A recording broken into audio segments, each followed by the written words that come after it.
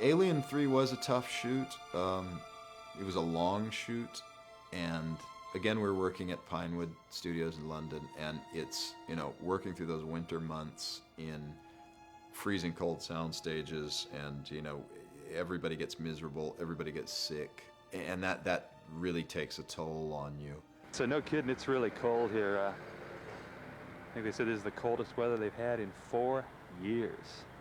In these pictures, they've always had, you know, long working hours and often 6-day weeks and just a killer schedule and no mercy from the studio. We went through this production continually reworking the script to make up for a short pre-production, a rush into... The movie got greenlit based on a whole different version of the script. And David was forced to deal with that in a very short period of time, where he had to design the alien, he had to design the sets, and he had to write the script all the way into the depths of production. We were not working with a full completed script to its conclusion, so that is problematical because you're dealing with a catch-up process all the time, you know, trying to sort of move forward but also trying to finish off. I mean, because the days we work are very long, so if you're trying to finish a script, and certainly as a director, I mean, not that he was the writer, but if you're trying to work with the writers to conclude something, you know, you're going to have huge problems trying to do that whilst working at very long days that we work as well. I remember I was sent to the dressing room for a lie down, and he came in an hour later, and he said, listen, drop the accent. So there's a scene, I've watched the picture where in one scene I'm sounding like God knows who, Charles Manson, or Charles Manson's British cousin. He's unmined. Nobody can stop it. What about Boggs and But Rains? it got slaughtered like pigs. It wasn't me. It wasn't me. And then I'm sounding like some fella from Liverpool. All of a sudden, in a straitjacket. You married? Me? You should get married, have kids. Pretty girl. I used to know lots of them back home. Happy days.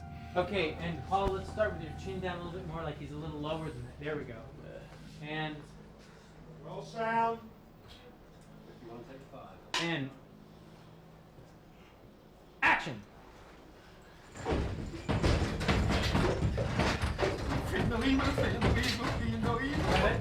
Cut. One more. It was a little bit too fast. I do remember that, you know, that we were always adapting to new material. Without, you know, but that, you know, that we're not the only movie that has done that. But it was the stakes were just too high to do that because our unit was so big, and you know, we just had so many people on the payroll. We had so many, you know, and we were it wasn't flexible because we had sort of shot our wide with set construction. But almost when I got there, you know, there was almost like no money left in set construction. The sets are fantastic. I mean, unbelievable sets. And some of the sets we worked on are huge, like 40, 50 foot high constructions. And the thing will look extraordinary. I know that.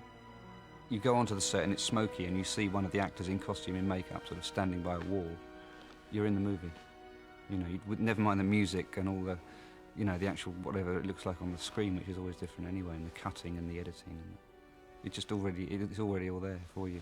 We're treading a difficult area here, an area that combines both some science fiction and the past. There are hints of, in certain things you can see some Art Nouveau influences and other things. We're really taking an old world and saying this is in the future sometime. It's rather like seeing medieval architecture today.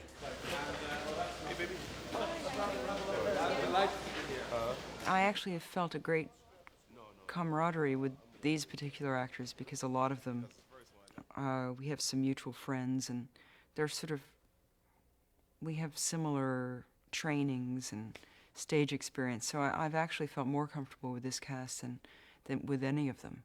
I spent the third film watching Sigourney work. a lot, you know, just watching her. Even on my days off, I would come and just watch the way she worked, because needless to say, she was the veteran of the cast. Your first line is what? What is it? Oh, you're telling me. Yeah, so just give me a little bit of a moment, and then so I can just sit on this guy holding this toothbrush going. So if you tell me they're coming to take it away, but fine, that's what we want. If they don't kill it, we want, you know, at least to get rid of it. You could have done many great Shakespeare plays with this group. You know, you could have done any of them. And they all were very, I thought they were very loyal to Dave. He is extraordinary, you know, utter total confidence, which he inspires from the people that he works with. I would never have thought it was his first film. And where he's placing the camera, I've never seen it done that way. His ideas seemed very cinematic. Even then he'd joke, he said, yeah, this is a sort of Hitchcockian bit, you know, and here comes John Ford. And so there are all these little nods, you know, and it was a lovely energy, you know, it was the kind of, the energy of somebody confident and someone who was a fan. A sliver at the bottom of the 65mm frame is the ground, and then it's mostly sky. So we would do the split so that along, like the first, if you imagine that pretty much just to the left of where the turquoise, the tent is. Right. Just to the left is where the left side of frame is. I was a different person on Alien 3. I mean, I've never been as tough in some way. I mean, I don't know what people remember me, but I knew I had to kind of like step up to the plate or just get buried. And I don't know if I got buried or not. I don't know what really happened, to be honest. Not very good weather for this. Dusk. Yeah, but dusk in a blue sky means no shoot. It's supposed to rain this afternoon. Okay, dusk in a blue sky means no shooting. Yeah. Okay? Aren't we painting the sky? No. Dusk in a blue sky. You can't paint the sky right along there. Okay, Ezra? Gotcha. We're cool on the concept now. We're all hip to this. It's You on saw tape. it right It's on here. film. Dusk in a blue sky. Ezra just we'll said, shoot it anyway. if it's a blue sky, we don't have to shoot. Right, Ezra? Hi, Joe. Yeah. Ooh, I like that one. Let's see that. Yeah, better? That's it. Guess the drill. That's the one you want. Yeah. You know, those mechanical effects guys from London were unbelievable. You know, what they did, and you know, and the marshalling for each shot of wind machines and doors opening and closing and smoke coming in, and you know, that I learned a lot on that movie. The thing with that movie is there were no weapons as such. So trying to create this mayhem with just fire was pretty tricky, but I think we did it convincingly. Priority to special effects, especially mechanical special effects, is always safety. You know, we always have to think we're going to do the job without hurting anybody, and that's always the most important thought in our mind. It was getting through the fire sequences as well as we could safely. We had a couple of instances where things were quite tricky. Yeah, there were a couple of injuries. No one was killed. I mean, no one suffered any life-threatening. But you know, there was a fire thing that happened. You know, there was a kind of blowback through one of those tubes, and a couple of the special effects and fire marshal guys got burned. They recovered, but yeah, there were a couple of things. It was a very challenging movie. It was a dangerous movie. We were lucky more didn't happen.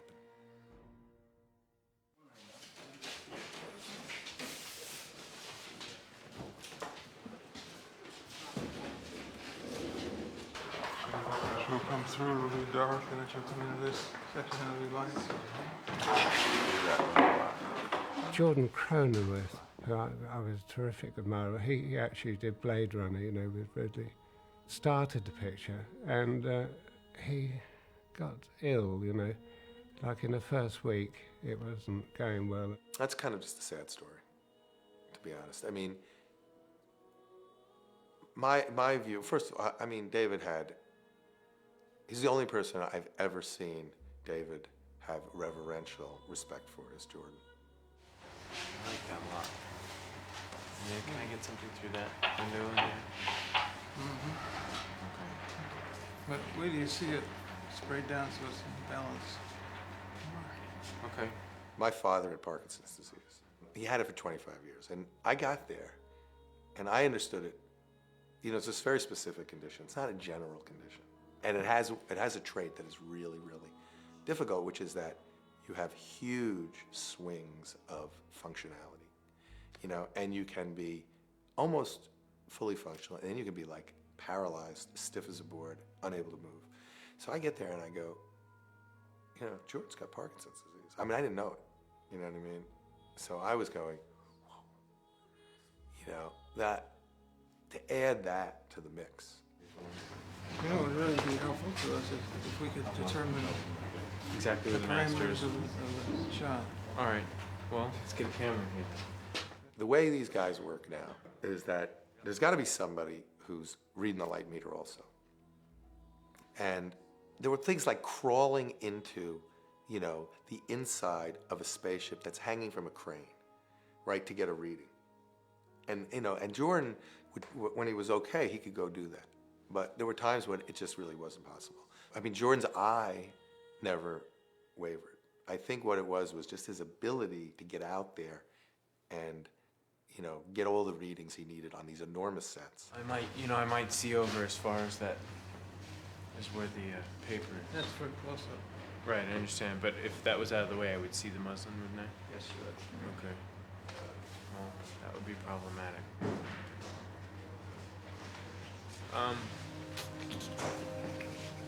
So we can't get the same effect without going a little bit harder,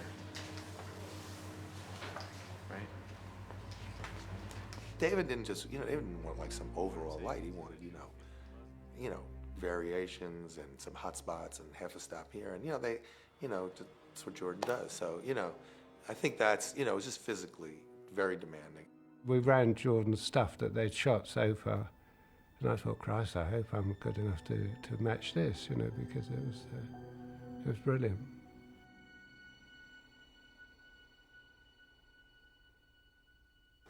The most challenging part of the shoot, I think probably the corridors, you know, because there's so much action in these corridors that led to that lead mine, you know, where all the lead falls down. You know, because tunnels are always difficult. You have to put a light at the end so it shines back, and then, you know, because there's nowhere to put the lamps. So I had to use little small units, quartz units, you know, that I'd hide behind the bulkheads and these sliding doors and things. But you could only shoot in one direction because you had to hide them. You couldn't have them shining back at you. So whenever we did the reverse, I had to take all the lamps and put them on the other side and so on. So that was a challenge, to make it get any shape and make the actors look good and so on. And to keep the requisite amount of mood in it, you know, because it's got to be fairly dark, otherwise people, you know, I mean, if you can see everything, there's no tension, there's no mystery, and there's no, you know, because you keep wanting to look in the shadows to see if the monster's there and so on. Action! Yoo-hoo! Hey, fuck this! Come on, get me! Take your drink, shot! Going down those tunnels was terrific, I thought. I was surprised because we did it Steadicam, you know, and under crank to give it some speed and a sort of smoothness, really. And we shot it with a 10, because it was anamorphic film. We shot it with an unsqueezed 10mm lens, you know, which gave it that kind of strange distortion. And the Steadicam operator, Peter Robinson, came in. And he suddenly did this flip with the Steadicam equipment, and we said, "Wow, Christ, that's great! You know, can you do that while you're running?" And he said, "Yeah, sure, of course." And he started running, and then he twisted, you know, and he got this upside down idea. It was lovely. It was well, it wasn't lovely. It was quite scary, but at that time we were delighted, you know, because I'd never seen that done before. It was terrific. Leave him.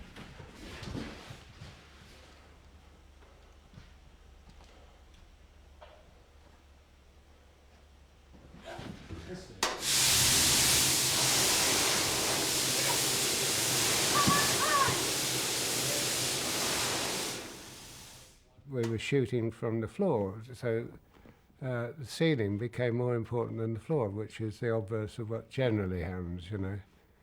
I mean, normally you light from the top, or in the old days you used to light from the rail, you know, light from the top down. And now here suddenly you can't put any lights up there because they're all in shot, you know. But it's a style, and it really actually came off, you know. Of the four, I think Alien 3 is probably the most distinctive. I don't mean, I'm not pushing my own lighting, but the fact that it was all shot mostly from underneath made it distinctive, you know. It was different.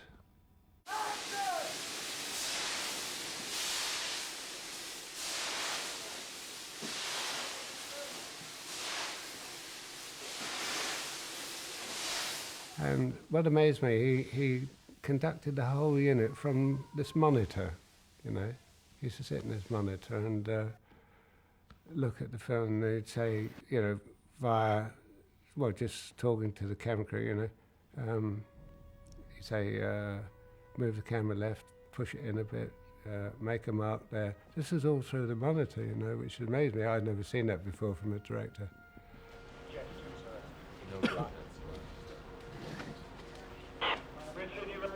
And there were times where I had to do things that were very radical, like I shut down second unit a number of times. I'd like A and B cameras on these, please. Can I see A and B? And action! The whole sort of basis of finishing on that schedule was based on a very productive second unit. It was just like, so I just went, I stopped it, you know, and it was like, and then we kept trying different directors. Eventually we got a couple who we got some good work out of. Is that it? Okay, let's put in sync, guys. Total abandon now.